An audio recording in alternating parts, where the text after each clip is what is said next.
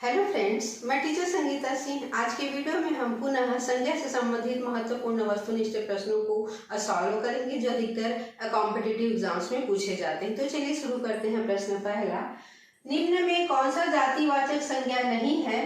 पशु पक्षियों के नाम, सवारियों के नाम, पत्र पत्रिकाओं के नाम, सिद्धांतों के नाम। तो यहाँ पे देखिए क्या दिया हुआ है, जातिवाचक संज्ञा दिया। जातिवाचक संज्ञा किसे कहते हैं? जिसमें अपनी पूरी जाति का क्या कराते हैं, बोध कराते हैं, उसे क्या कहते हैं? जातिवाचक संज्ञा कहते हैं। तो यहाँ पे देखिए पशु पक्षियों के नाम, तो पशु पक्षियों के नाम अगर हम पशु कहते हैं या पक्षी कहते हैं तो पूरे पशु और पक्षियों की जाति का क्या होता है, बोध होता है, इसलिए इसका उत्तर हमारा क्या होगा, यह नहीं होगा। दूसरा देख लेते हैं सवारियों के नाम में। सवारियां जो है वो कुछ भी हो सकती है, या सवारी कहते हैं तो किसी भी प्रकार की सवारियों का क्या होता है, बोध होता है, इसलिए इसका उत्तर भी हमारा क्या होगा, नहीं होगा। अगला देख लेते हैं पत्र पत्रिकाओं के नाम। तो यहाँ पे देखिए पत्र अलग होता है, पत्रिकाएं क्या होती है, अलग होती। और प्रश्न हमारा पूछा क्या गया, जातिवाचक संज्ञा नहीं, इसलिए इसका उत्तर हमारा क्या हो जाएगा, पत्र पत्रिकाओं के नाम। और अगला ऑप्शन दिया हुआ था सिद्धांतों के नाम। चूंकि अलग अलग व्यक्तियों के अलग अलग सिद्धांत होते हैं, इसलिए इसका उत्तर हमारा यह नहीं होगा। हमारा उत्तर क्या हो जाएगा, पत्र पत्रिकाओं के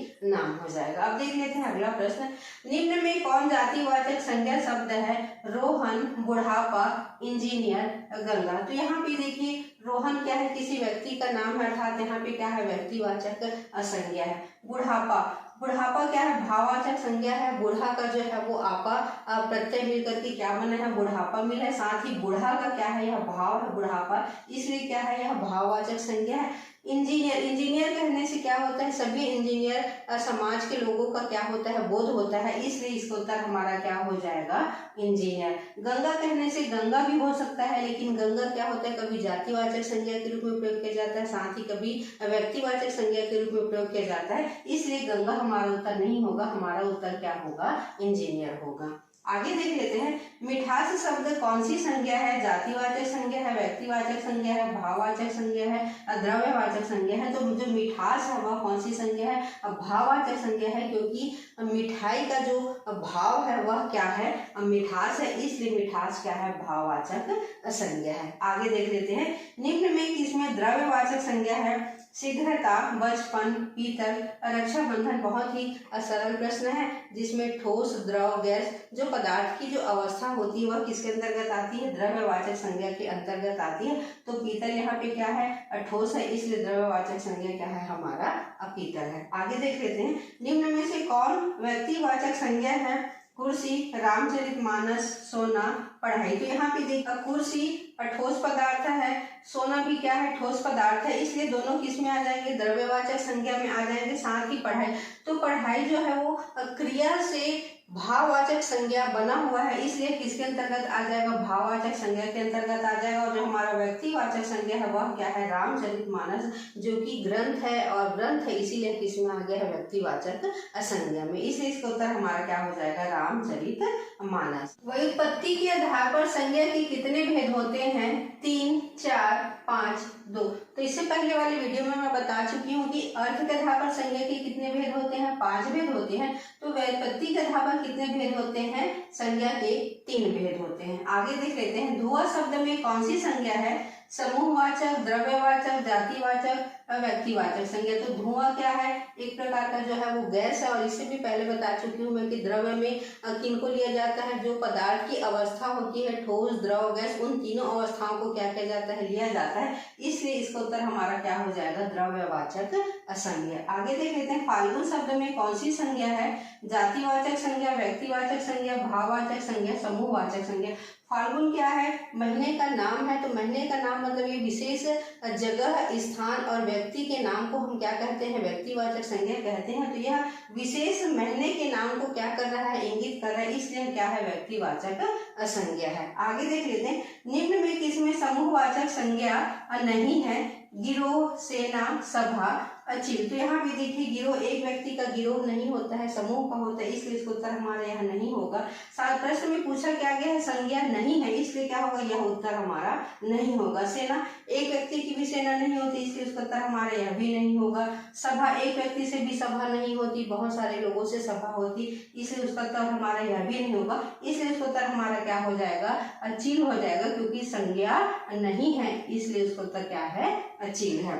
आगे देख लेते हैं, निम्न में किसमें व्यक्तिवाचक संज्ञा नहीं है? महादेशों के नाम में, संबंधियों के नाम, त्योहारों के नाम, ग्रह नक्षत्रों के नाम। तो यहाँ पे देखिए व्यक्तिवाचक संज्ञा नहीं है, तो महादेशों के नाम व्यक्तिवाचक संज्ञा है। साथ ही त्योहारों के नाम भी किस में आते हैं? व्यक्तिवाचक संज्ञा में आते हैं। ग्रह नक्षत्रों के नाम भी किस में आते हैं? व्यक्तिवाचक संज्ञा में आते हैं। तो सिर्फ यहाँ पे एक बच गया है, संबंधियों के नाम। तो यहाँ पे जो व्यक्तिवाचक संज्ञा नहीं है वह क्या है? संबंधियों के नाम, क्योंकि संबंधियों में क्या होते हैं? बहुत प्रकार के होते हैं, संबंध होते हैं, इसलिए हमारा उसका उत्तर क्या हो जाएगा? संबंधियों के नाम। इनमें से कौन सा विशेषण संज्ञा से नहीं बना है? प्यारा, जोधपुरी, पढ़ाकू, रंगीला। तो यहाँ पे देखिए विशेषण संज्ञा से नहीं बना है, तो वह क्या है? पढ़ाकू।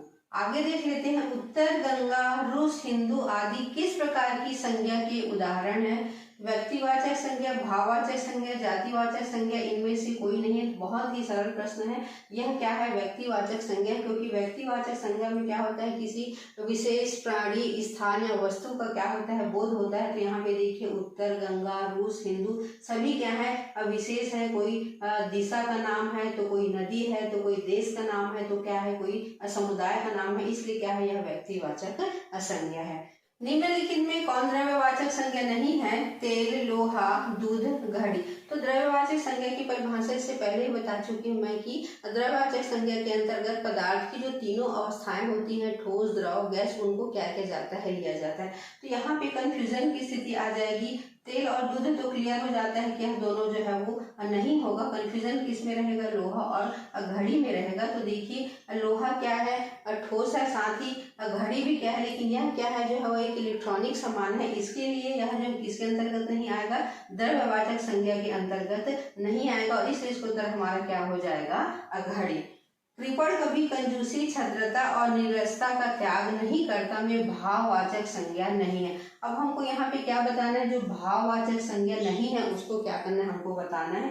निर्लसता, कंजूसी, कृपण, अक्षुद्रता। तो यहाँ पे देखिए निर्लस से क्या बना है? निर्लसता बना है। कंजूस से क्या बना है? कंजूसी बना है। साथ ही क्षुद्र से क्या बना है? क्षुद्रता बना है। इसलिए भाववाचक जो संज्ञा नहीं है वह क्या है? कृपण है, क्योंकि कृपण से जो भाववाचक संज्ञा बनती है वह क्या होती है? कृपणता होती है।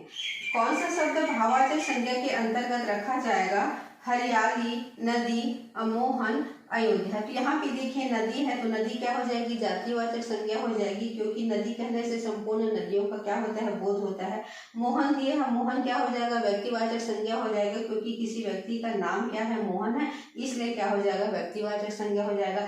साथ ही अयोध्या क्या है? किसी एक विशेष स्थान का नाम है, इसलिए अभी क्या हो जाएगा? व्यक्तिवाचक संज्ञा हो जाएगा। इसलिए इसका उत्तर हमारा क्या हो जाएगा? भाववाचक संज्ञा जो है वह क्या है? हरियाली, क्योंकि हरित से क्या बना हुआ है? हरियाली शब्द बना हुआ है, या हरित का जो भाव है वह क्या है? हरियाली, इसलिए इसका उत्तर हमारा क्या हो जाएगा? हरियाली। निम्नलिखित में से भाववाचक संज्ञा नहीं है? एकता, बनारसी, बैठक, बचपन। तो एकता में क्या है? भाववाचक संज्ञा नहीं है। आगे देख लेते हैं, जटिल विशेषण के लिए निम्नलिखित में से उपयुक्त संज्ञा होगी? समस्या, स्थिति, दृष्टि की, प्रश्न। तो जो जटिल विशेषण है उसके लिए जो उपयुक्त संज्ञा है वह क्या है? समस्या। इनमें से कौन सा शब्द जातिवाचक संज्ञा से बनी भाववाचक संज्ञा नहीं है? प्रश्न को समझिएगा। यहाँ पे देखिए इनमें से कौन सा शब्द जातिवाचक संज्ञा से बनी भाववाचक संज्ञा नहीं है, क्योंकि भाववाचक संज्ञा जो है वो 5 प्रकार के शब्दों से मिलकर के बनती है, जिसमें पहला जातिवाचक संज्ञा, दूसरा सर्वनाम, तीसरा क्रिया, चौथा विशेषण और 5वां अवयवों से मिलकर के क्या बनती है? भाववाचक संज्ञा बनती है। तो यहाँ प्रश्न पूछा गया है कि भाववाचक संज्ञा नहीं है, तो किसमें नहीं है? खुशहाली, चोरी, मजदूरी, दलाली। तो जो जातिवाचक संज्ञा से बनी भाववाचक संज्ञा नहीं है वह क्या है? खुशहाली। विद्वान विशेषण से बनी भाववाचक संज्ञा है विधाता, वरदान, विदुषी, विद्वता। तो जो विद्वान विशेषण से जो भाववाचक संज्ञा बनी है वह क्या है? विद्वता। इन शब्दों में भाववाचक संज्ञा शब्द कौन सा है?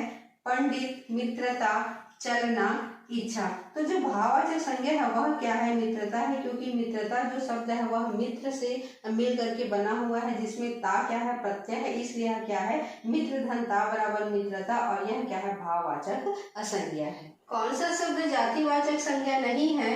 मनुष्य, सुंदर, जवान, बालक। तो यहाँ पे देखिए, मनुष्य कहने से पूरी मनुष्य जाति का बोध होता है, जवान कहने से सभी जवान का ही बोध होता है, और बालक कहने से सभी बालकों का ही क्या होता है? बोध होता है। इसलिए इसका उत्तर हमारा क्या हो जाएगा? सुंदर, क्योंकि प्रश्न क्या है? जातिवाचक संज्ञा नहीं है, तो संज्ञा नहीं है वह क्या है?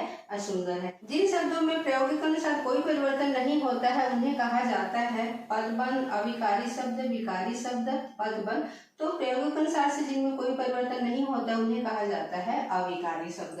निम्नलिखित शब्दों में से कौन सा शब्द संज्ञा है? क्रोधित, क्रोध, क्रुद्ध, हर्ष। तो जो शब्द संज्ञा है वह क्या है? क्रोध है। मैं आपकी सज्जनता, उदारता, माधुर्य और गौर वर्ण से प्रभावित हूँ में भाववाचक संज्ञा नहीं है। तो जो शब्द दिए गए उनमें जो भाववाचक संज्ञा नहीं है उसको हमको क्या करना है? छांटना है। तो देखिए, उदारता, प्रभावित, माधुर्य, सज्जनता। तो जो भाववाचक संज्ञा नहीं है वह क्या है? प्रभावित। निम्नलिखित इनमें से कौन संज्ञा का प्रकार नहीं है? व्यक्तिवाचक, भाववाचक, जातिवाचक, देशवाचक। तो बहुत ही सरल प्रश्न है। जो संज्ञा का प्रकार नहीं है वह क्या है? देशवाचक। बाकी तीनों जो है वो व्यक्तिवाचक, भाववाचक और जातिवाचक क्या है? तीनों ही संज्ञा के प्रकार हैं। तो इस तरीके से आज मेरे द्वारा जो है वो 25 वस्तुनिष्ठ प्रश्नों को तैयार करवाया गया है। अगर आप लोगों को मेरा वीडियो अच्छा लग रहा होगा तो मेरे चैनल में अगर आप नए हैं तो चैनल को सब्सक्राइब कीजिए, साथ ही वीडियो को लाइक कीजिए, कमेंट कीजिए और शेयर भी कीजिए।